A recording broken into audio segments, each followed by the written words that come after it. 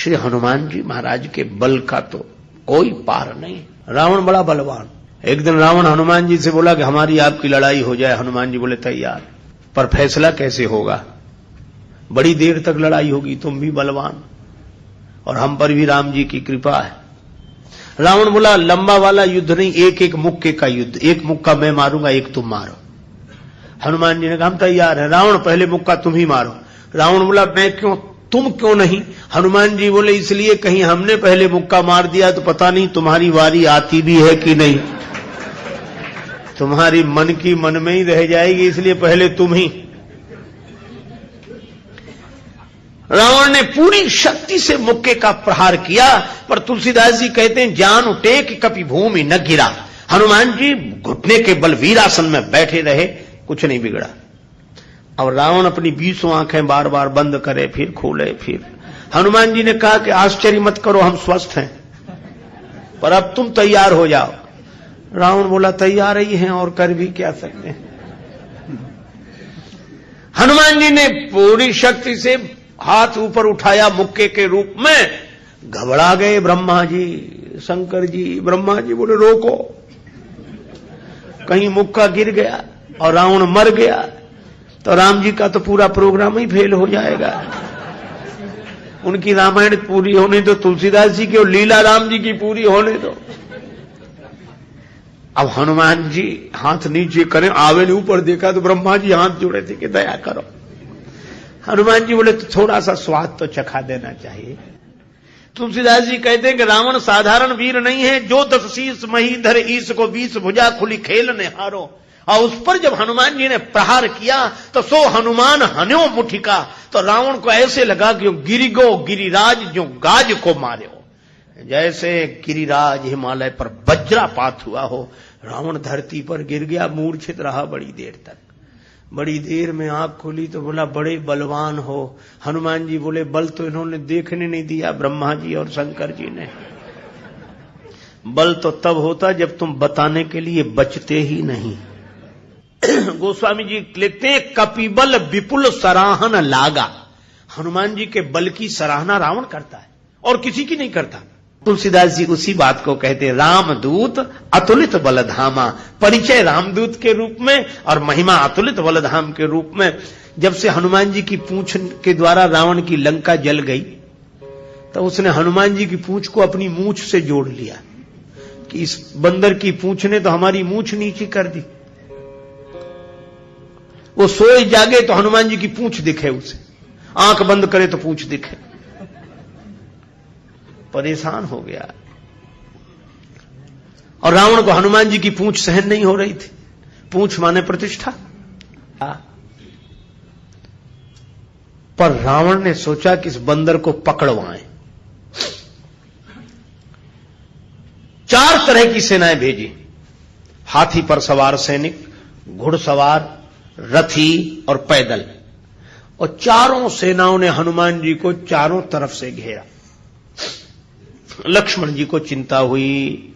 लक्ष्मण जी बोले प्रभु हनुमान जी अकेले हैं, 4 सेनाएं उन्हें घेर रही हो, गदा भी नहीं लिए हैं हाथ में, आज्ञा हो तो हम चले जाएं। राम जी बोले नहीं जाने की जरूरत है लक्ष्मण, हनुमान जी अकेले ही काफी है। अतुलित बलधामा। अच्छा तो लड़ेंगे कैसे? बोले अभी देखना। और सच में लड़ाई शुरू हुई। चारों सेनाओं ने इकट्ठे होकर आक्रमण किया हनुमान जी को चारों तरफ से घेरकर। पर वारे बजरंग बली अतुलित बलधामम। वीर बजरंग बली ने जिस समय छलांग लगाई और ऐसी छलांग लगाई पवन के वेग को लज्जित करते हुए वीर बली बजरंग ने कि हाथी पर पहुंच गए। हाथी पर सवार सैनिक को नीचे गिरा दिया और पलटी खाकर विशाल रूप बनाकर हाथी को ही हाथों में उठा लिया। अब बोलो गदा से तो 2-4 मरते और हाथी जिस पे पटकेंगे 2-4 मरेंगे। और इतनी फुर्ती एक हाथ से इसमें हाथी, एक से उसमें हाथी, और दोनों हाथियों को ऐसे जो किया, हाथी सो हाथी मारे। हाथी उठा के हाथी पर पटक दिया। और इतने में घुड़सवार लोग आए तो घोड़ा उठाकर घोड़े पर और रथ उठाकर रथ पर। राम जी कहते वाह हनुमान वाह वाह वाह। 4 इन सेनाओं से, रथियों से, हाथी पर सवार सैनिकों से, घुड़सवार सैनिकों से अकेले लड़ रहे हैं। लक्ष्मण जी बोले कमाल कर रहे हैं हनुमान जी, 3-3 सेनाओं से हाथी को समाप्त कर देते हैं, दोनों मरते हैं। रथ जिस रथ पे पटके दोनों खराब, घोड़ा घोड़े पर पटके दोनों मर गए। लक्ष्मण जी बोले कमाल कर रहे हैं हनुमान जी। तुलसीदास जी बोले अतुलित बलधाम है। राम जी बोले लक्ष्मण और एक बात तो देखो, ये तो आगे का कमाल है, पीछे तो देखो। पीछे क्या? बोले पीछे पूंछ अपना कमाल कर रही, जो चक्कर में पड़ा लपेटा पटका साफ किया, फिर दूसरे के लिए तैयार। और पूंछ की लंबाई निश्चित हो तो आदमी सोचे कि इस एरिया मत जाना, खतरा है, पर ये पूंछ बढ़ भी जाए और घट भी जाए। कवितावली में रावण सोच रहा था सेनाएं इकट्ठी गई है तो बंदर को पकड़ के लाएंगी, एक बंदर 4 सेनाएं। न तो सेनाएं लौटी, संवाददाता लौटे, समाचार देने वाले। रावण ने कहा बंदर कहां हैं? संवाद देने वाले बोले बंदर तो वहीं। सेनाएं कहां? बोले साफ मर गई सेनाएं। हां, क्यों? कहा कि महाराज उस बंदर के सामने टिकना मुश्किल है, जो सामने गए टिके ही नहीं, जाते ही साफ हो गए। रावण बोला वो ना समझ थे जो सामने गए, सामने अगर नहीं टिक रहे थे तो पीछे से वार करते, चोर हमला करते, पीछे से पकड़ते। संवाददाता बोले नाराज मत होना, आगे वाले तो कुछ देर टिके भी, पीछे वाले तो उतनी देर भी नहीं टिके। कहा पीछे क्या गड़बड़ी होती थी? बोले पूंछ में लपेट कर। रावण बोला चुप, फिर वही पूंछ, मेरे सामने पूंछ का नाम मत लो। संवाददाता बोले नहीं ले रहे। रावण ने सोचा कि इस बार हम भेजेंगे, अमर सेना भेजेंगे। कवितावली में वर्णन है मरने वाली सेना नहीं, अमर सेना, मरेगी नहीं। राम जी के दल में गुप्तचरों से समाचार पहुंचा कि अमर सेना आ रही है। विभीषण जी बड़े चिंतित हुए, राम जी चिंतित हुए, अमर हैं तो मरेंगे नहीं। और राम जी बोले हमारी प्रतिज्ञा कैसे पूरी होगी, निश्चरहीन करऊं मही, और ये है अमर। हनुमान जी को पता लगा। हनुमान जी बोले प्रभु चिंता मत करो, दास को आज्ञा दो, कल एक नहीं बचेगा। तो बोले अमर हैं, उन्हें मारोगे कैसे? वे अमर हैं। हनुमान जी बोले हम भी अमर हैं। राम जी बोले उन्हें ब्रह्मा जी ने वरदान दिया है कि तुम अमर रहो। हनुमान जी बोले हमें हमारी जानकी माता ने कहा अजर अमर गुण निधि सुत हो। जानकी माता का आशीर्वाद है, हम भी अमर है। लक्ष्मण जी बोले प्रभु इन्हीं को भेजो, ये अमर अमर की लड़ाई ठीक रहेगी। दूसरे दिन आई अमर सेना, हनुमान जी लड़े ही नहीं उनसे। सामने गए, किसी ने हनुमान जी से कहा लड़ते क्यों नहीं, अमर सैनिक सामने खड़े। हनुमान जी बोले पहले से पता है कि इन्हें मरना नहीं है, तो जिन्हें मरना ही नहीं है उनसे लड़ने से क्या फायदा, तो कुछ तो करो। बोले हाँ कुछ करते हैं। और हनुमान जी ने क्या किया, कवितावली में वर्णन है। हनुमान जी के दाव में पड़े, हनुमान जी ने बड़ी लंबी पूंछ बढ़ाई पूंछ और सबको इकट्ठे ही लपेटा, लूम लपेट, और पूंछ में लपेट कर आकाश निहारी के। अमर थे, बड़े घबरा गए। मरने वाले से जो नहीं मरते उन्हें ज्यादा चिंता होती, मरने वाला तो ये सोचकर निश्चिंत हो जाता कि ज्यादा से ज्यादा मरेंगे और क्या होगा, पर ये अमर थे, ये सोच रहे थे मरेंगे नहीं, पता नहीं कहां जा रहे हैं और कितने ऊपर से गिरेंगे, मरेंगे नहीं, इसलिए ज्यादा चिंता है। और हनुमान जी अतुलित बलधाम में ऐसी शक्ति से फेंका, चिंता से उनके शरीर सूख गए।